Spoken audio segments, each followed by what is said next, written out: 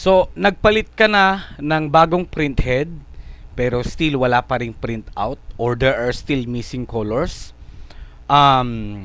Chinek mo naman yung printhead, nagdeklag ka and hindi naman siya barado, but still there are blank or missing colors. So, iba kasi ang barado saka compared sa as in no print out.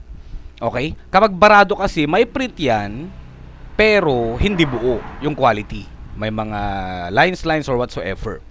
Pero kapag ka no print out naman, ang suspect natin dyan is either super barado yung printhead or pwede rin naman mga kaibigan, meron ng problema sa ink system or sa tinatawag natin na purge unit. So ipapakita ko sa inyo ngayon kung ano ang problema dito. So dito, meron tayong isang client, pasyente, Epson L3110.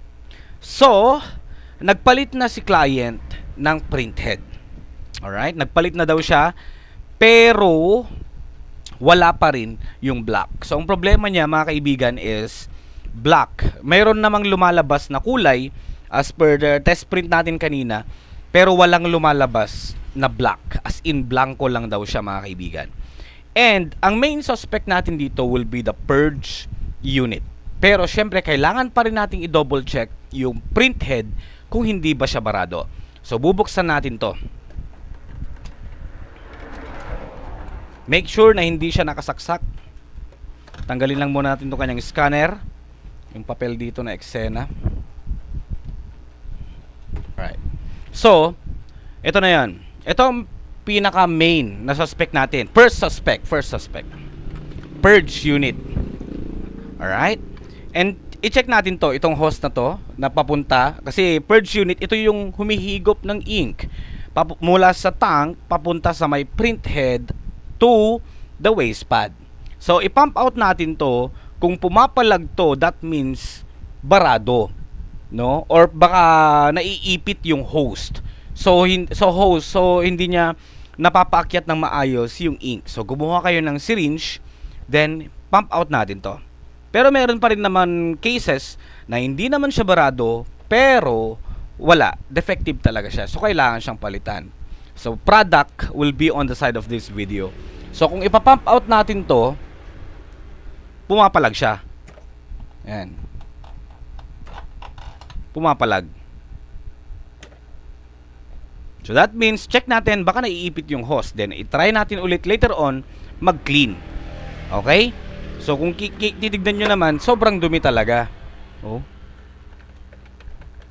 Pero given lang yan. Siyempre, daanan niya ng ink. Ito yung humihigop ng ink, mga kaibigan. So, ito, complete colors. Kompleto ang black, ang red, yellow, and blue, pero missing ang black.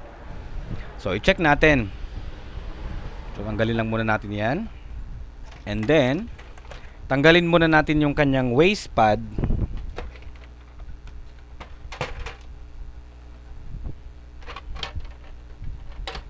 Okay. Sa my side.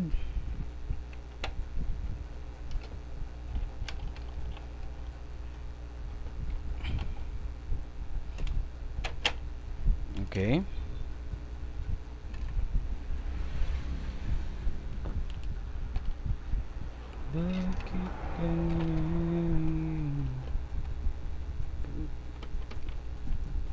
Para matanggal natin to.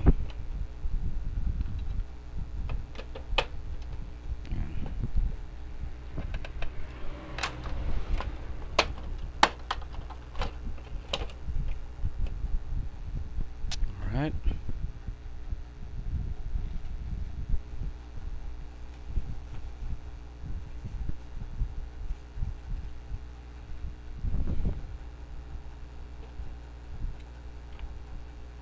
So, ang bubuksan natin dito, mga kaibigan. Try nating buksan tong part na to. May dalawang screws.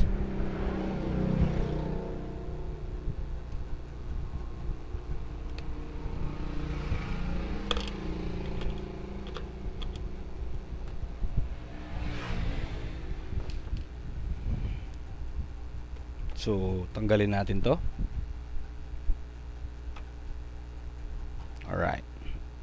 So check natin. Baka naiipit.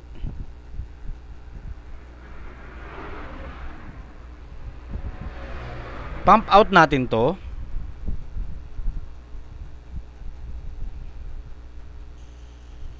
Yun, so okay na siya. Okay naman mga kaibigan.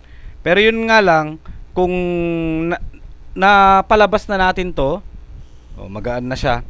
Pero still then wala pa rin. Nako, may problema po dyan kung sakali. So matik papalitan yan. Nabasaan na rin, no? So that this only means meron ng leakage sa kanyang host.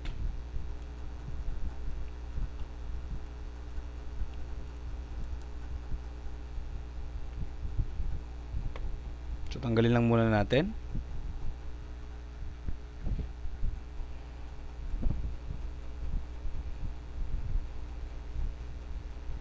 Mahulog. So ganyan lang naman yan, papatong lang din siya. And then check natin yung host, pero may leakage kasi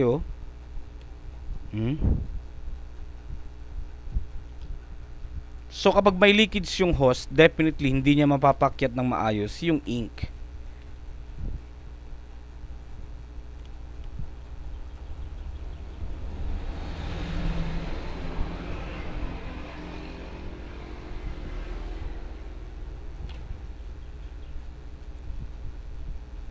Punasan natin, then ibalik natin siya.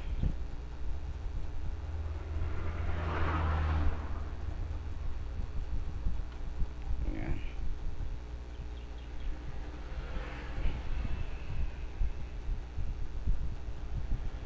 So make sure na umiikot yung gear.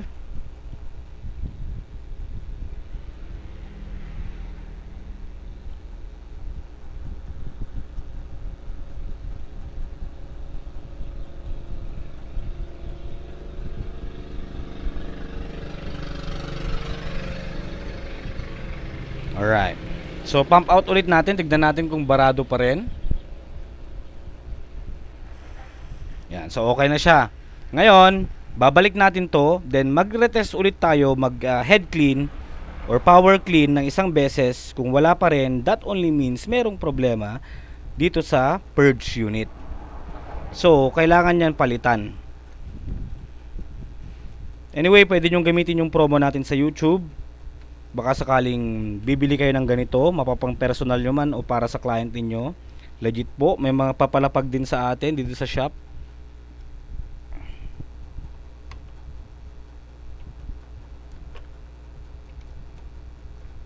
So make sure na okay yung pagkakalagay dito, ha.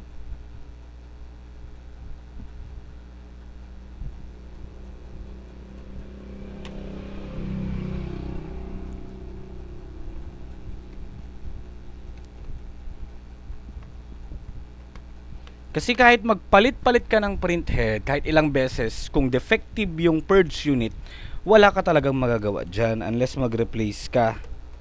Alright.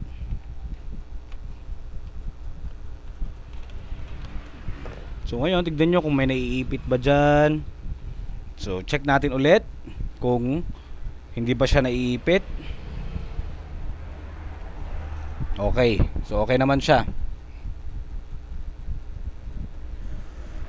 Pwede nyo rin tong punasan, syempre.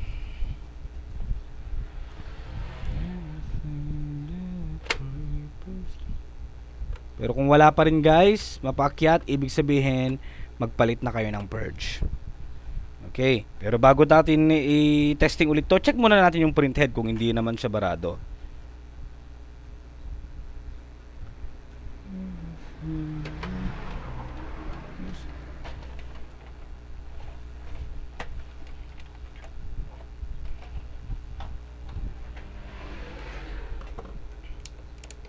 Check nyo rin kung na-empty itong kanyang ink damper. Okay? Kapag na-empty, wag dapat. So may laman naman siya. And then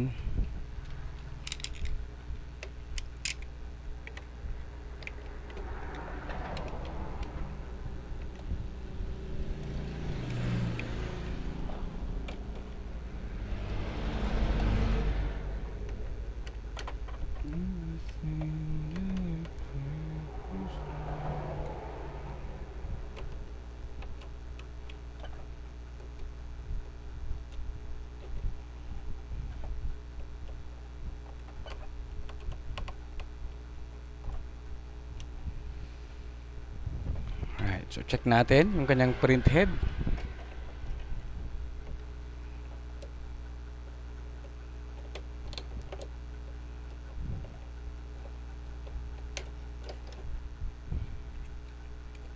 Yan. So try natin siyang i-declog. So baba ko lang muna to.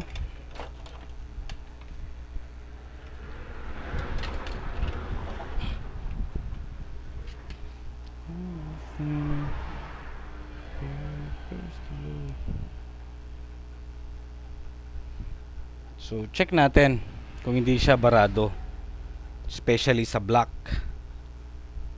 Huwag nyo lang babasain ito sa may electronics part. Pag nabasa nyo yan, sinaksak nyo, wala na, shorted na yung print head.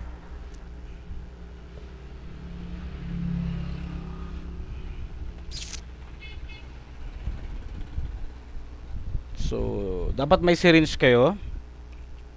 Check lang natin kasi black yung main concern. Pag mabigat to, ibig sabihin barado rin yung black. So far so good naman. Yan, kasi magaan lang siya.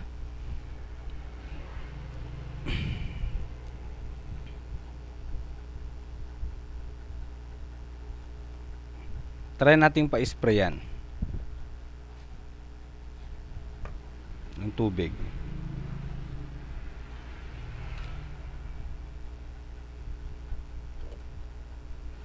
Or ng cleaning solution. Tignan natin kung pa-spray type siya.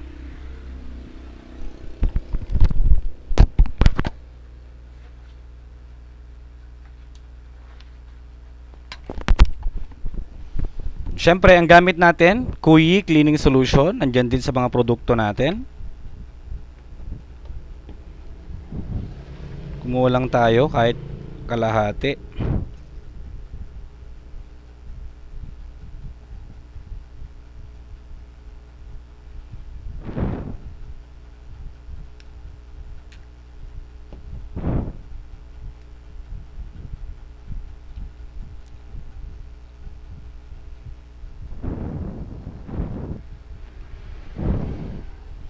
Okay. So make sure na wag mabasa dyan sa part na yan. Takpan nyo na lang.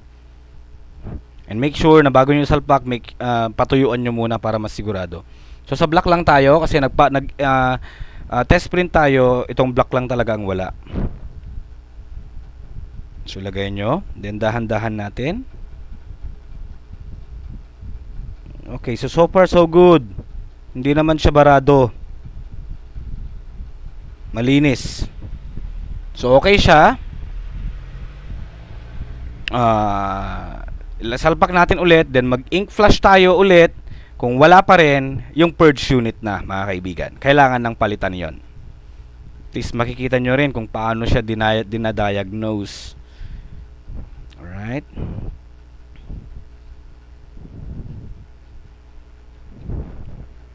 So patuyuan muna natin siya bago natin siya isalpak, mga kaibigan. Ito.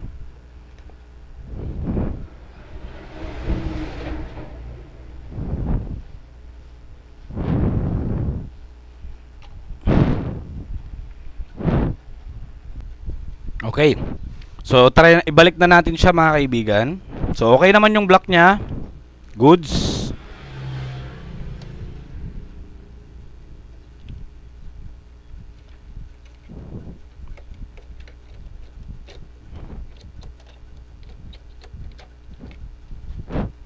So check nyo rin kung naka-align ng maayos yung head.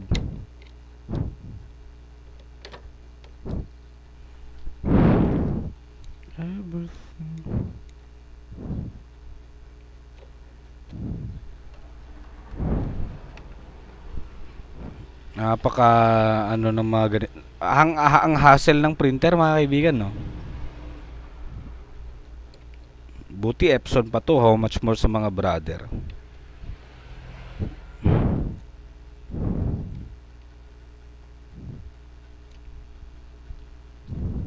Pero kung wala pa rin, after mag-head clean or mag-power clean, problema na natin is yung purge unit and kailangan palitan yan. So kung gusto nyo mag-order, ulitin ko na naman, nandyan lang yan mga kaibigan sa link natin. O check nyo rin to kung hindi siya barado. Okay, baka naman na-stop dito. Pump out natin.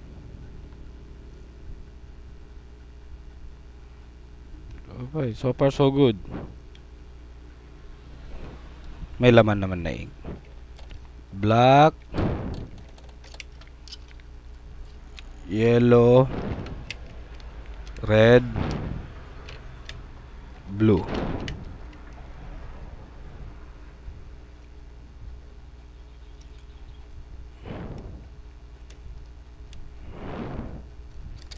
Balewara. Wala. Wrong daw. Okay. So, check natin. Make sure niya balik nyo to. Balik nyo rin yung waste pad. Nasaan na ba? O yan, nabibalik na. Then, mag-head clean tayo. Then, kung wala pa rin, yun na ang suspect natin, mga kaibigan. Yung purge. Purge shit. Balewala ring mangyayari.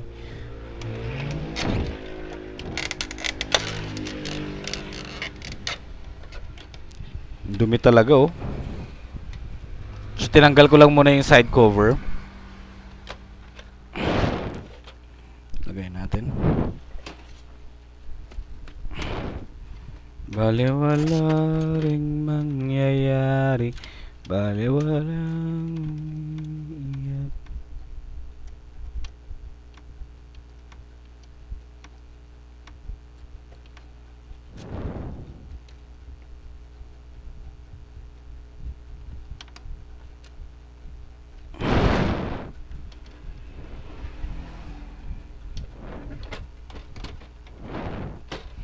Okay, so saksak natin.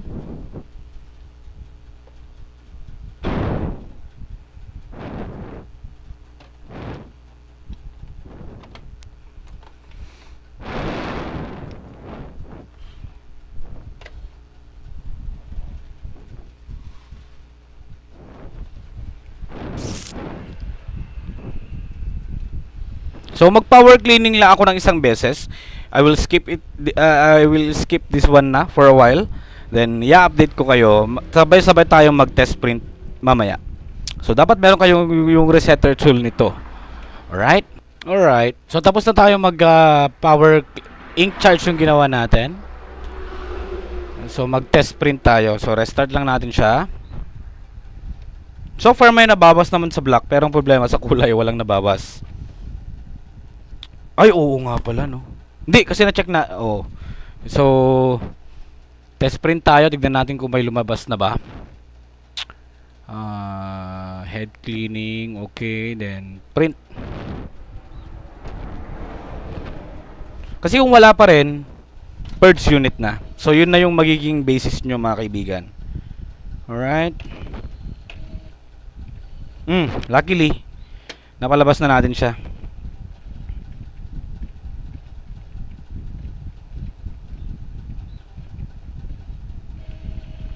Buo. Buong kulay. Alright. So, yun lang. Tip. Paano nyo gagawin yan? Thank you for watching.